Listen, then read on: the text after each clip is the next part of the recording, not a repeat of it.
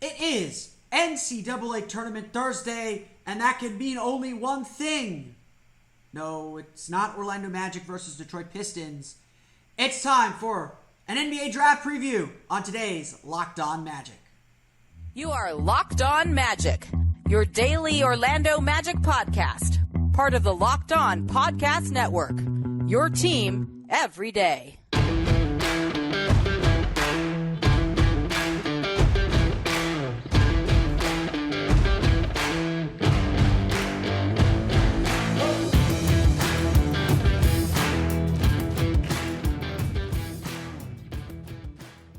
And you are indeed Locked On Magic. Today is March 17th, 2022. My name is Philip Rossman. I'm the expert and site editor over at OrlandoMagicDaily.com. Of course, follow me on Twitter at PhilipRR_OMD.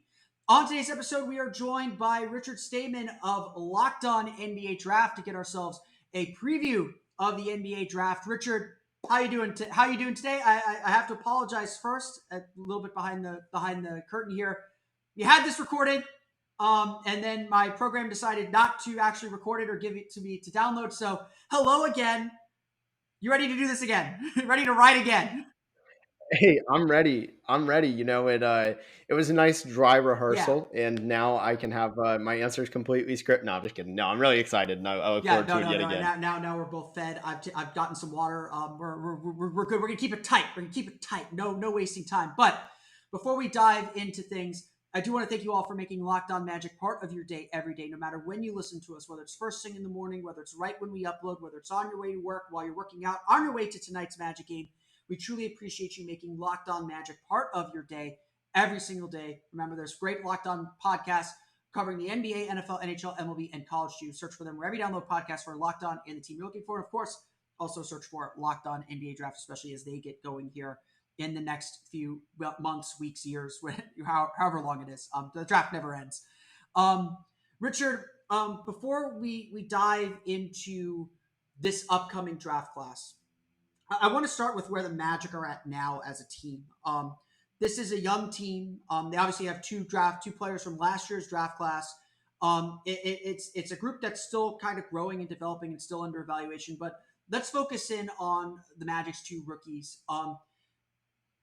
Did you imagine that Franz Wagner would be this? No. I think, tying two things together here. The NCAA tournament last year was a big red flag for a lot of draft people, and I think even Magic fans when he was drafted. The most famous thing he did in that tournament was airball a clutch three, and his 3-point percentage wasn't that good. His shot wasn't as smooth as it is now, and I think it just kind of is a message. Hey, trust the free throw percentage, because his was elite for a wing. Someone his size, I would say, was almost elite. Over 80% is pretty tough, let alone for a wing. I never saw this coming, though. I think this is a 10 out of 10 outcome for year one at the least, and I really do project him to get. Yeah, better. I think I had Franz as just a really nice player, like a really good supporting player, and that's that's still been a place where he has been really strong for this team, but. Now we're all talking about him being an all-star, potentially being just a centerpiece player for this franchise and this rebuild. It really does feel like Wagner has a really big a chance to take a really good next big step in his game. On the flip side of that, Jalen Suggs has had a strange rookie year. In some respects, Franz has also been a really good defender, and that's something that stood out about him and made him a really good player.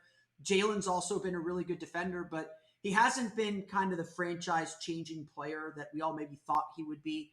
I think it's really harsh to say what we got wrong about a player in his rookie year because, my draft philosophy is always first and foremost get an NBA player. And I think Jalen Suggs, even in this form, is still, someone came to me and said, oh, you can't be drafting Marcus Smart with the 5th pick. And I'd be like, if Jalen Suggs just happens to be Marcus Smart and his failure is a Marcus Smart, I'll take that. That's a good quote unquote failure. But for lack of a better way to phrase it, what did we not see in Jalen Suggs that let the hype kind of get past where his game was actually at? Yeah, I think a lot of people forget that most drafts at most produce 20 guys, 15 to 20 guys who actually play 10 plus years. And out of the 2014 draft. Marcus Smart will be one of those guys. So having someone who's a veteran is pretty tough. But with Jalen Suggs, I think the big things were, the 3-point percentage, I dismissed it a little bit too much. And then also just overall decision making and adjustment to the pace of the game.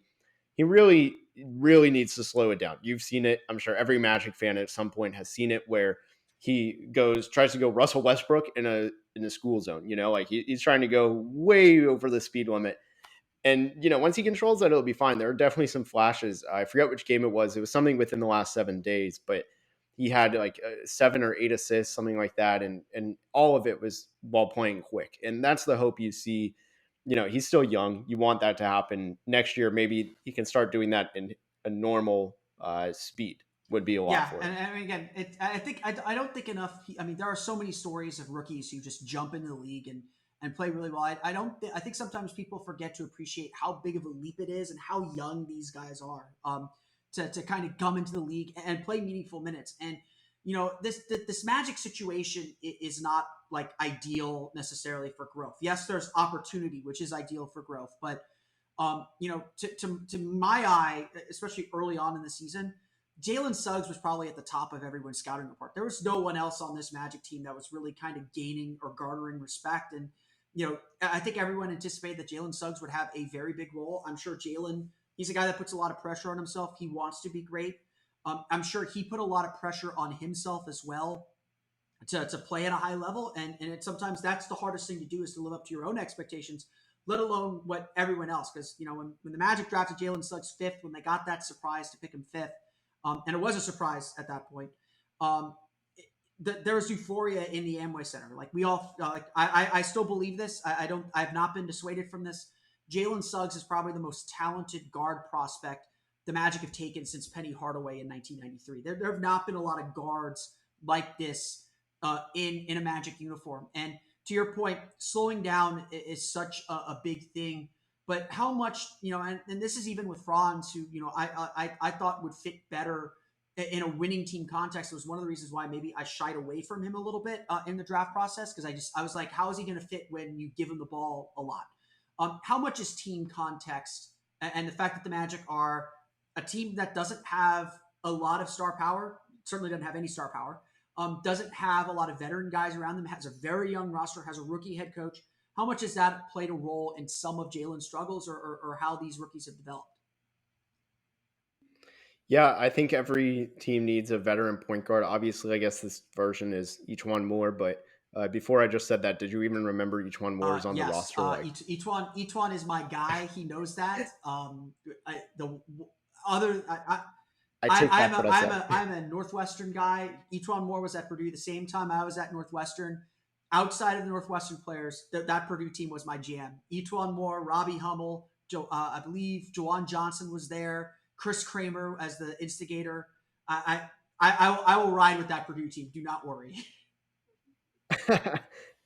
Hey, I take back what I said, but like every team needs a veteran point guard. You look at some of, I'm blanking on who they were. Actually, like the Mavs are a good example. When they started rebuilding, and obviously I'm a Mavs fan as well. Like my handle's Mavs Draft.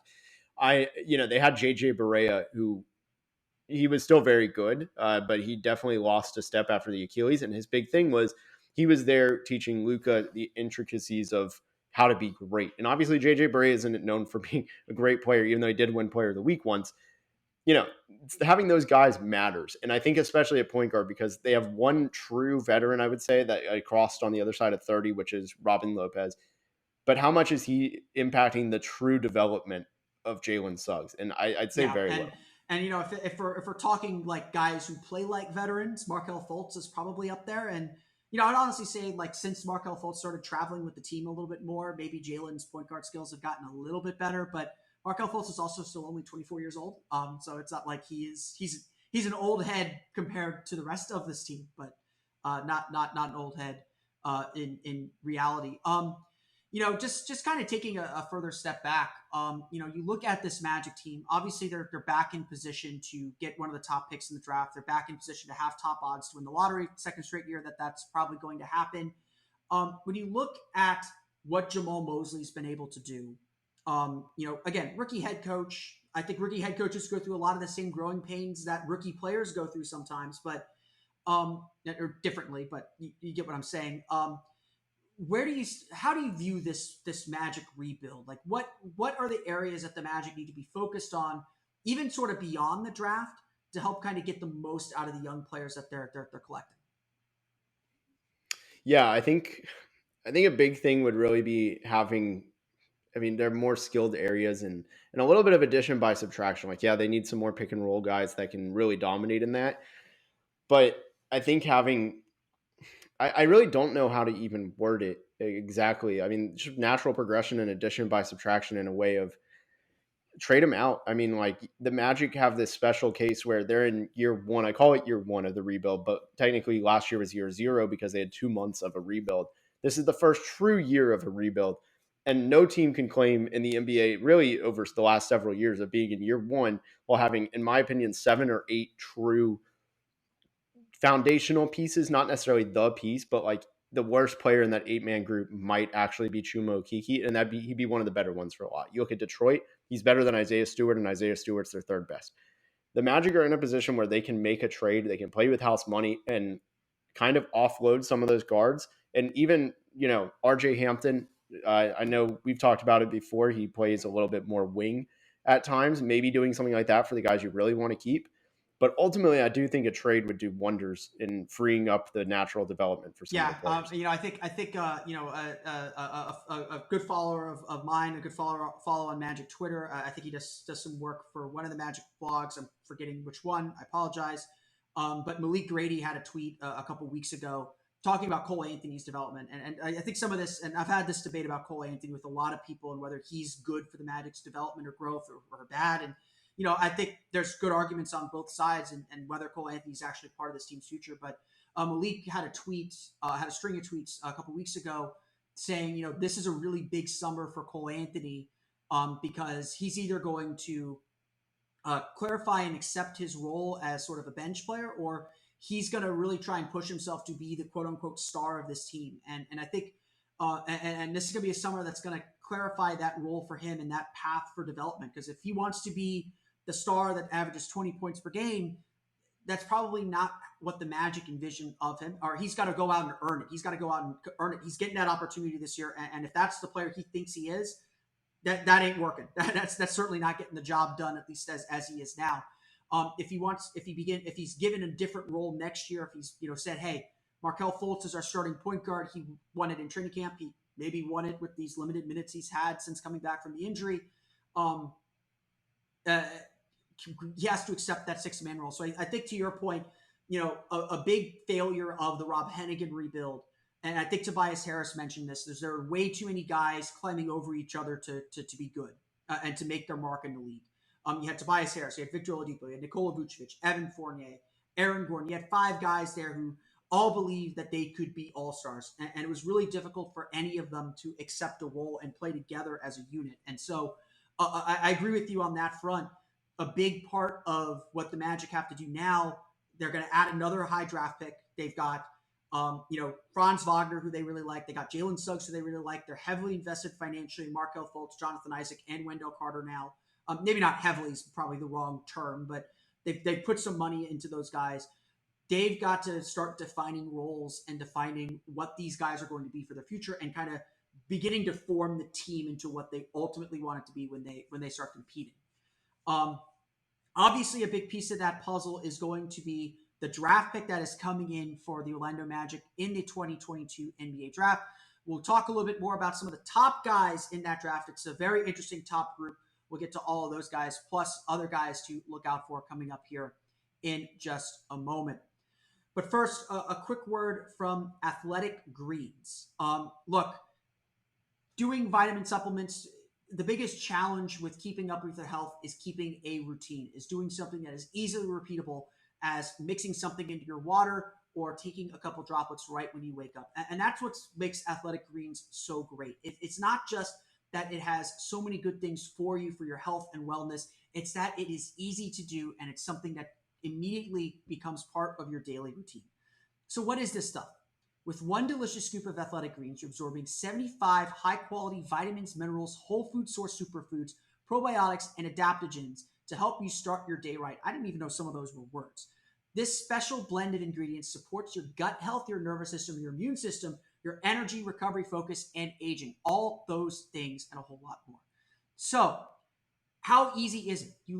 I literally just go. I've incorporated in my life here since they send us a free sample as part of the promotion here. And it's just so easy. I leave it like right in front of where my breakfast normally is. I take a couple drops from the dropper. It comes in something that's easily mixable into your water or even a little bit of powder. I take a couple droplets and then I go make my breakfast. It's really that easy and it helps so much.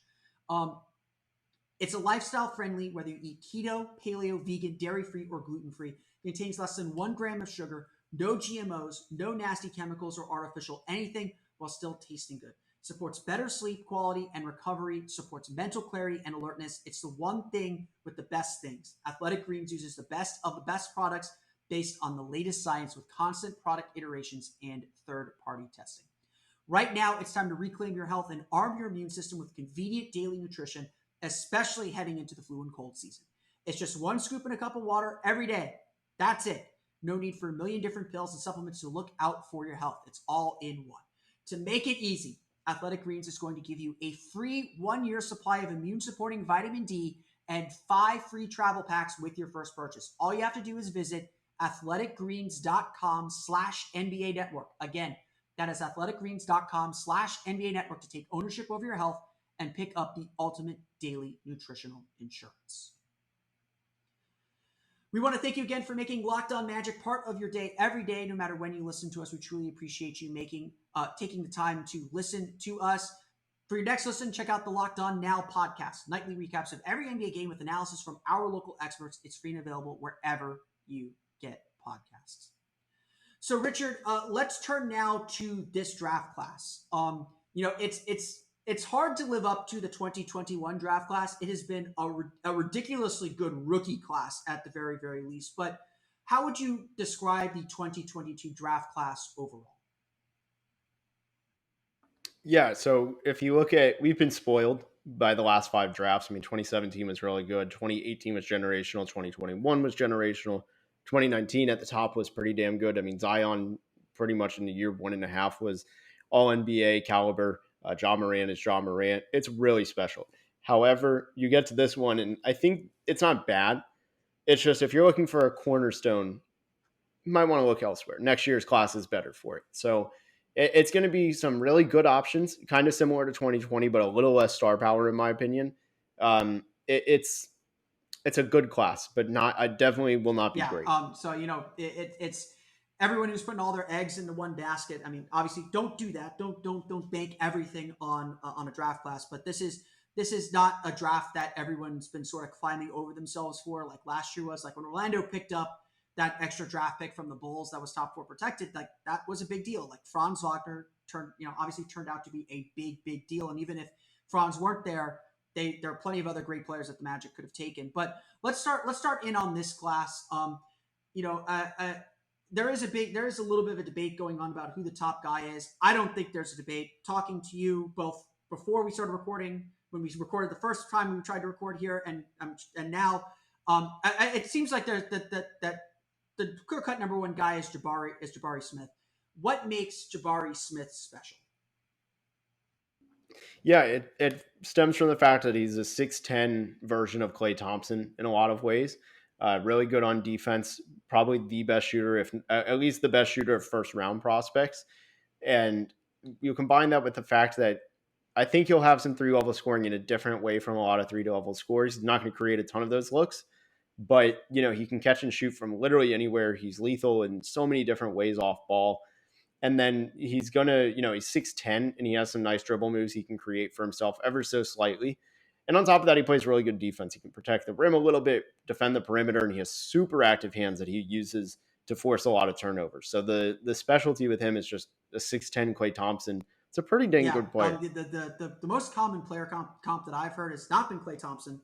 It's been a guy the Magic fans are familiar with in Rashard Lewis. And as much as everyone hates the Rashard Lewis contract, everyone loves Rashard Lewis, the player. And certainly Lewis was one of the key guys revolutionizing the power forward position here in the NBA over the last 20 years now. Oh God, we're getting to 20 years since he joined the Magic here in 5 or 6 years now.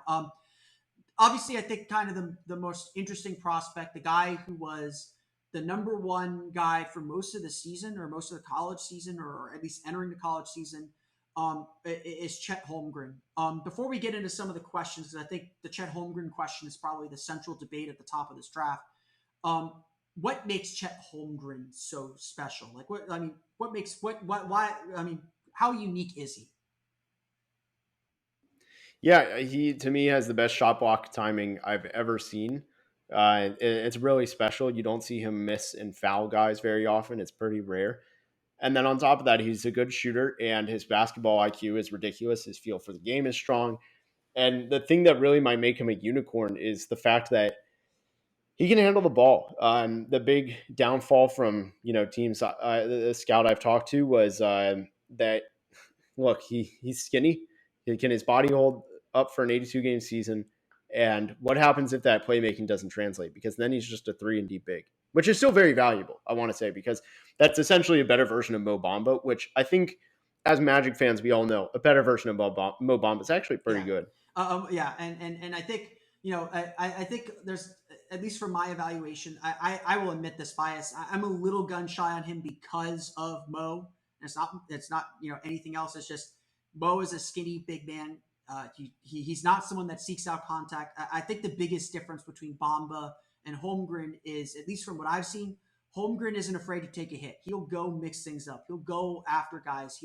He is not afraid to take a bump in the post. He wants to be in the post. I think a lot of our complaints with Mo Bamba is, and it's not that the post game is so important in the NBA today, but when he's posting guys up, he's taking fadeaway jumpers. He's not going to the basket. He's hanging around the 3-point line. And while Chet certainly does that and is capable of hitting from three, he's also not afraid to get down on the block and not afraid to defend on the block, even if he is ultimately overpowered. And so I do think that is a very, very key difference. But I agree with you. I think the lack of size is concerning.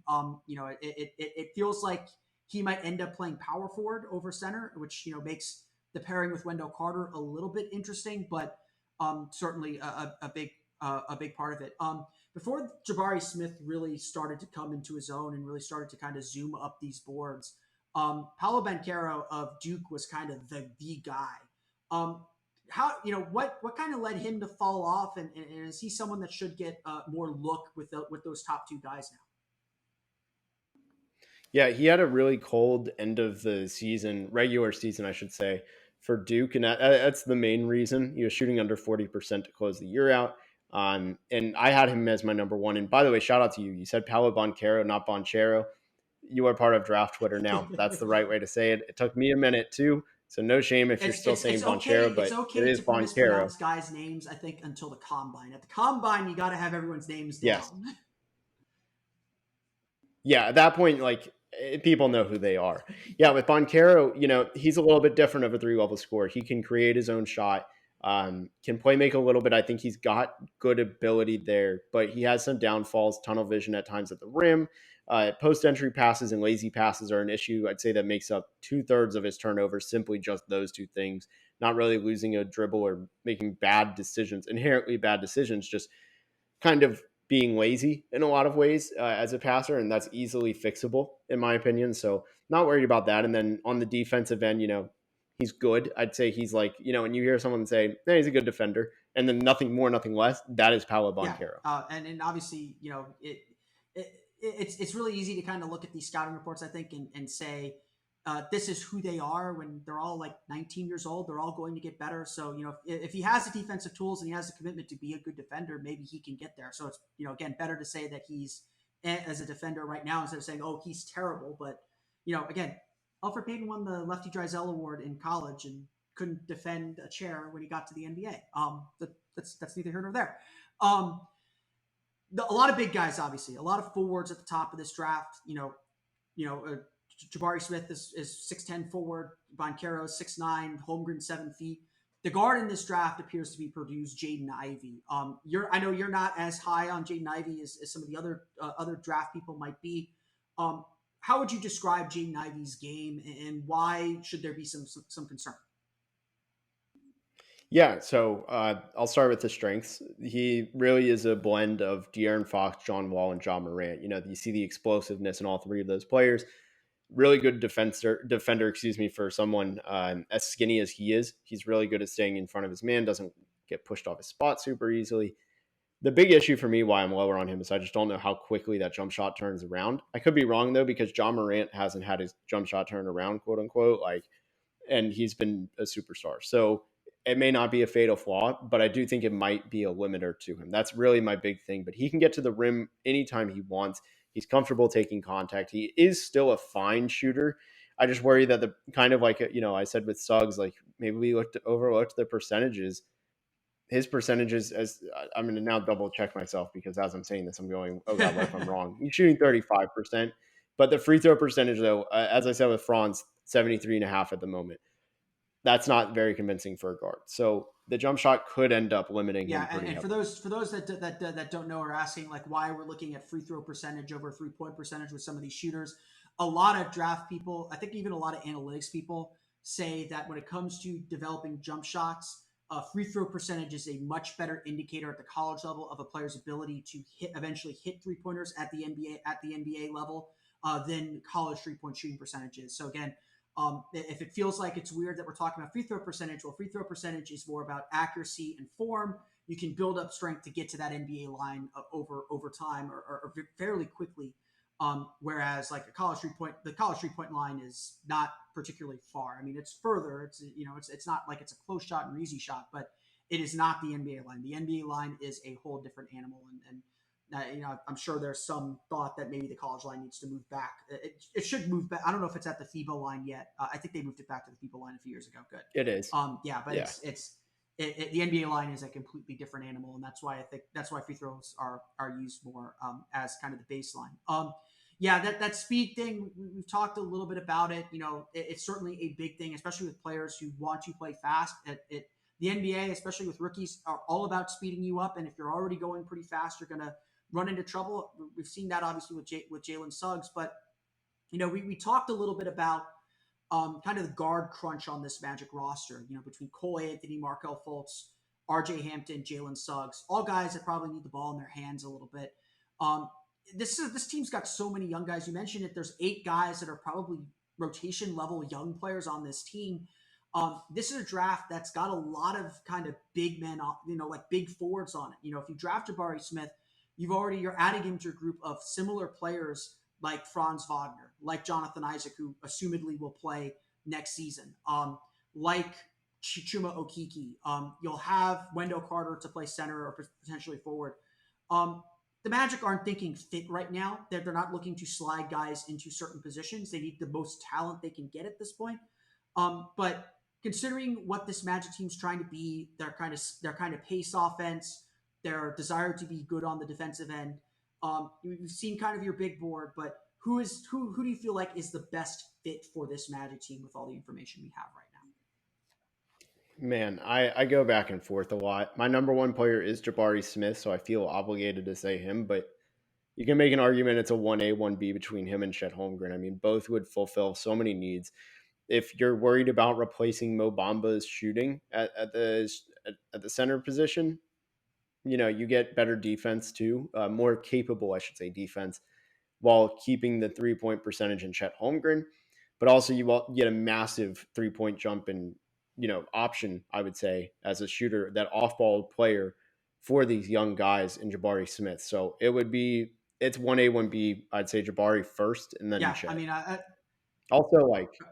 Also the Magic, just got done with Markelle Fultz and Isaac being out for a year. Do we really want to risk that with Chet Holmgren, who I said, scouts worry that's a thing that his body will hold up? I don't know if. Yeah, no, I mean, 82 game schedule is a beast anyway. Like if Franz Wagner is able to play all 82 games this year, like that's an accomplishment in itself. We've kind of watched him play this year, and I think he's hit the rookie wall, I think, a few times. Like I think he's going through it a little bit right now, where he's just kind of sputtering and running out of fumes. That 82 game schedule is a beast, and any rookie who's able to get through it is something special. Obviously the Magic are in line for one of these top picks, but that's not necessarily where they're going to end up. So we'll talk about some of the other guys outside this. I think there's pretty clear. I mean, at least among the draft people, maybe not yourself, but the consensus among draft people is it feels like there's that top 4 group. We'll talk about some of those guys that might be available if the Magic end up outside of the draft lottery, if they end up not winning the lottery, coming up here in just a moment. But of course, the reason we're talking about the NBA draft is it's it's the NCAA tournament. It's finally upon us. So for all the latest odds, contests, and player props, betonline.net is your number one source for all your sport betting needs and info. BetOnline remains the best spot for all of your sports scores, podcasts, and news this season. And it's not just basketball. BetOnline is your continued source for all your sporting wagering information needs, including live betting and your favorite Vegas casino games. Head to the website today or use your mobile device to learn more about the trends in action. BetOnline, where the game starts. So outside that top 4, the guy that's I think really been impressive over the last few weeks, over the course of the end of the season here, and I think has kind of established himself as the number 5 guy, at least on my board, is Iowa's Keegan Murray. What has he done to kind of come on strong here toward the end of the season and put himself in the discussion of maybe cracking that lottery group? Yeah, so I was low on him entering the season. I think the 2 biggest knocks for him are he's going to be 22 years old by the time the season starts, early before the season starts, right after the draft. And he's a sophomore. That's definitely a flag for some teams. But, people value age differently. I personally don't put a ton of stock into that. For example, Tari Eason, someone who is rapidly climbing on my board, is 4 months younger than him, 3 months younger. Am I really going to say, oh, well, this age, it's very arbitrary to me. And I think it's more about experience playing basketball and whatnot. But side tangent aside, it's really the fact that also he's a power forward who plays like a small forward and kind of vice versa. He's a little bit of a tweener.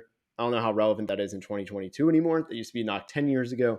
But the main selling points with him are just the scoring ability, 3-level scoring. He can finish at the rim, really athletic, thrives in quick offense. He does a lot of his work in transition, which I've seen people knock him on, which I don't agree. You see how many quick offensive possessions the Magic run even, and they're not even the fastest team. And on top of that, Walker Kessler, the nation's leading shot blocker, has as many games with a block as Keegan Murray. I need to double check that stat actually, but that was true as of last week. So at the very least, it's very, very close. And you don't get that very often for a dynamic scorer, an All-American, someone who is just so gifted as a scorer. You don't get the two-way potential in college so easily shown. And Murray very much feels like he is a Jeff Weltman type player. I can't believe we went an entire 49 minutes podcast when we tried recording this the first time, and then another 32 and a half minutes without saying this word: length, wingspan. Keegan Murray has both. I think he's 6'9", and his arms are pretty long. I can't believe we went 70 minutes in a draft podcast without saying that. Dude, I have no idea how they just traded for Bol Bol. And I'm not even gonna play him. There's like if you listen to the Magic, if you listen to In the Zone on 96.9 The Game the day after Markelle Fultz's debut, John Hammond admitted he was not at Markelle Fultz's debut because he was in Evanston at my alma mater at Northwestern watching Keegan Murray and Iowa completely thrash my Wildcats. Not as bad as they did at the Big Ten tournament, which was also a very frustrating day for me. But nevertheless, this guy I feel like he fits a big need for the Magic. If there is a need that the Magic need to fill, they need to find guys who can shoot and get the ball in the basket. That's the biggest thing I think holding this team back overall. But Murray fits, I think, the physical profile that the Magic like. Again, I can't believe we went 70 minutes without saying wingspan or length, but he has it.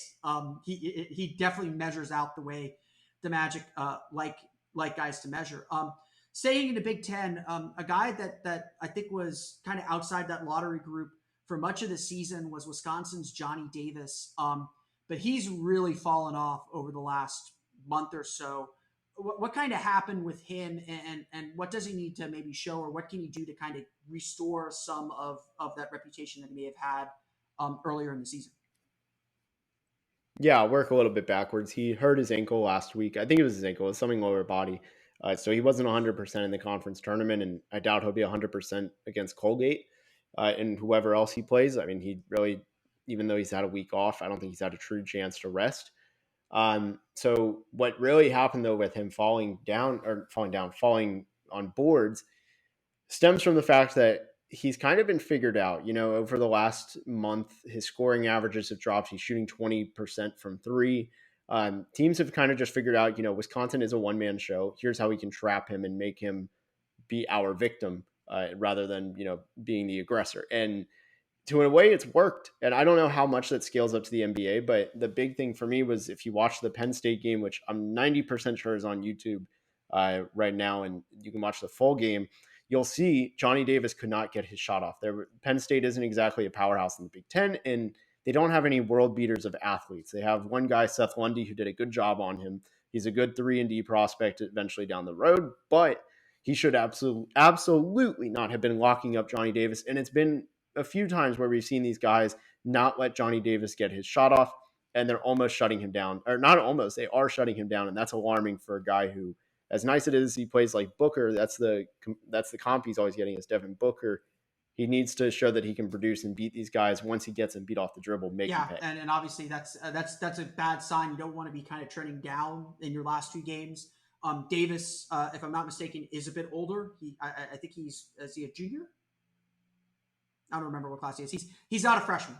So he's a sophomore. Okay, so he was on the U19. So again, the NBA draft prospects I think are the same way. You want to see them kind of getting better as the season goes on. You want to see them be able to learn and improve and get better. If you're going to go back a year, get better, which Davis certainly did in his sophomore year over his freshman year, just like Murray did with Iowa. But you want to see guys make that positive progression. Obviously, a really slow finish and a really concerning finish for him. As we start to wrap up here, who are some other prospects that we should be watching during the NCAA tournament and watching for here as we get to the end of the college season and begin into combine season here in a couple months? Yeah, one of my favorite prospects, who I actually have number 4 on my board right now, is AJ Griffin at Duke. He started the season coming off an injury, closed out his high school career injured. I think it was a knee injury, but really good shooter, around 6'7", 6'8", that window with long arms, good frame, length. Am I right? But he's strong. He's really good on defense. I mean, he's got all the he's an archetype for a superstar. Like, I think he's got a little bit of baby Kawhi Leonard in him. And for me, when you're baby Kawhi Leonard, things are going to be good. Another guy to watch is Benedict Mathurin out of Arizona. They start on Friday. He's a two-way wing. I hesitate to say 3-and-D because he's grown as a playmaker and he can put the ball on the floor. A lot of 3-and-D guys can't. Mathurin can. And he's got great size, 6'7", ideal frame. Really checks all the boxes for that two-way to 3-and-D guy. And if you haven't read it, if you're subscribed to The Athletic, I would very highly suggest searching out. There's a really good profile done on Ben Mathurin. Like I said, we got to the combine to get pronunciations right. There's a really good profile done on him and his and where he comes from and how hard he's had to work to get to this level, to get onto NBA radars, and really how much he's grown. It's going to sell you on the kid, which again, as Jeff Waltman always says, we're investing in the person as much as we're investing in the player. So you want to find good people as well. There was one guy that I want to make sure you mention because you mentioned him in our previous recording, and I think it's worth just knowing that he's in the background. Tell us a little bit about Shaedon Sharpe and why we're not going to see him with Kentucky this week. Yeah, he's got an interesting one. He was in the class of 2022. Reclassified in a way or graduated early in the fall. Don't really know how that stuff works, but he was eligible to play for Kentucky. And since his birth year, and for those not familiar, to be eligible for the earliest draft, you have, or whatever, to figure out draft eligibility, you have to be 18 in the year before the draft. So like Victor Wembanyama, for example, the number 1 player for 2023, was on January 4th. That's when he turned 18, or 19, excuse me. You have to turn 19. I got the numbers wrong. You have to turn 19 the year before the draft. Wembanyama turned 4 days before. Alexei Pokusevski turned 19 on New Year's Eve in 2001, I think is what it was. Whatever it is, it's the year before.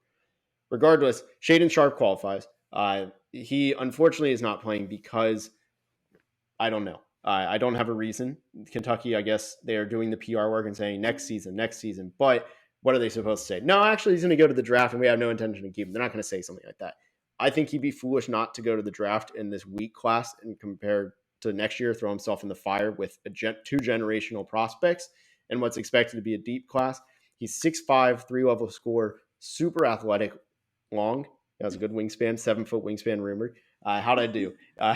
And he's got the finishing ability of Jalen Green with the athleticism of him. So really intriguing prospect. I've flirted with the idea of putting him number 1 earlier in the year, but I think that window is kind of closed. It's hard to judge off high school tape. It definitely is, but that's definitely a guy hanging around in the background. I know some other draft experts, they put him on their big boards, but they're not putting him in their mock drafts because they're not sure he's actually going to come out. Who really knows? You don't really know until that final list comes out.